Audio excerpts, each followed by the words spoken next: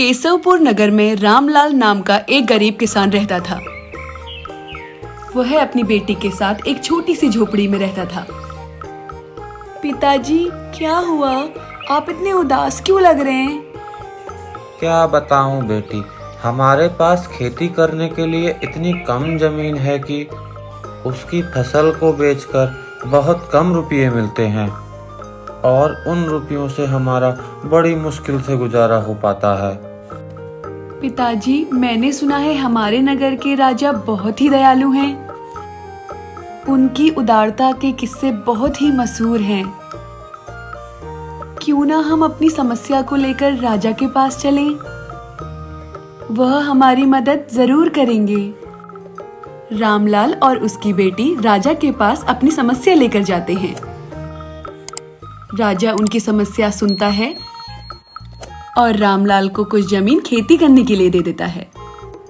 सुनो रामलाल, यह जमीन तो हमारी ही रहेगी, लेकिन इस पर होने वाली फसल तुम्हारी होगी। बहुत बहुत धन्यवाद महाराज। और रामलाल उस जमीन में खेती शुरू कर देता है। एक दिन रामलाल जब खेती कर रहा होता है, तभी उसका फावड़ा किसी कठोर चीज से टकराता है। वो थोड़ा और खोद कर देखता है तो उसे एक सोने की पेटी मिलती है, परंतु उसमें सोना नहीं होता। किसान बहुत ईमानदार था। उसने अपनी बेटी से कहा, बेटी, हमें ये पेटी राजा जी की जमीन से मिली है। जिसकी जमीन है उसी की यह पेटी है, इसीलिए हमको इसे राजा को दे देना चाहिए। नहीं पिताजी, ऐसा मत कीजिए।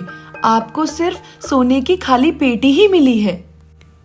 यदि राजा ने इसके अंदर का सोना आपसे मांगा तो आप क्या करोगे? आप इसे अपने पास ही रखिए। नहीं बेटी, ये ठीक नहीं होगा। मुझे ऐसा बिल्कुल भी नहीं करना चाहिए। ये जमीन राजा जी की है। अगर इस जमीन पर मुझे सोना भी मिलता तो मैं वो भी उन्हें ले जाकर दे देता। वैसे भी राजा ने हमें यह जमीन देकर हमारे ऊपर बहुत बड़ा उपकार किया है। और वैसे भी बेटी, जो चीज़ हमें मिली ही नहीं है वह राजा हमसे क्यों मांगेंगे? किसान ने अपनी बेटी की बात नहीं मानी और वो सोने की खाली पेटी लेकर राजा के पास चला गया।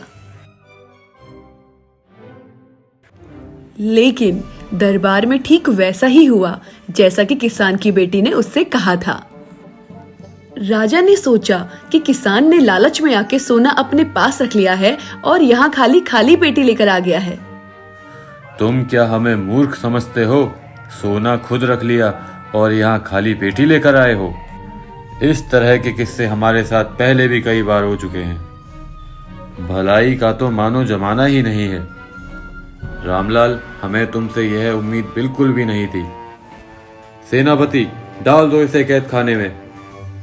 और इसके बाद रामलाल को जेल में डाल दिया जाता है।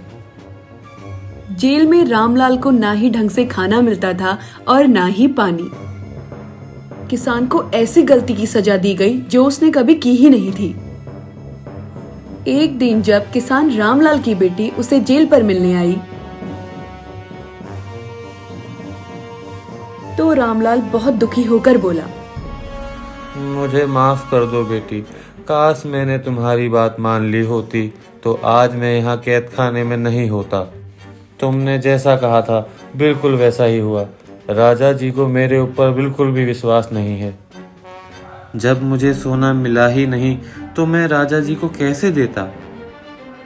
तभी वहां पर राजा आ जाते हैं और वे सारी बात सुन लेते हैं और कहते हैं, उसने ऐसा क्यों कहा? तभी रामलाल ने पूरी घटना के विषय में बताया।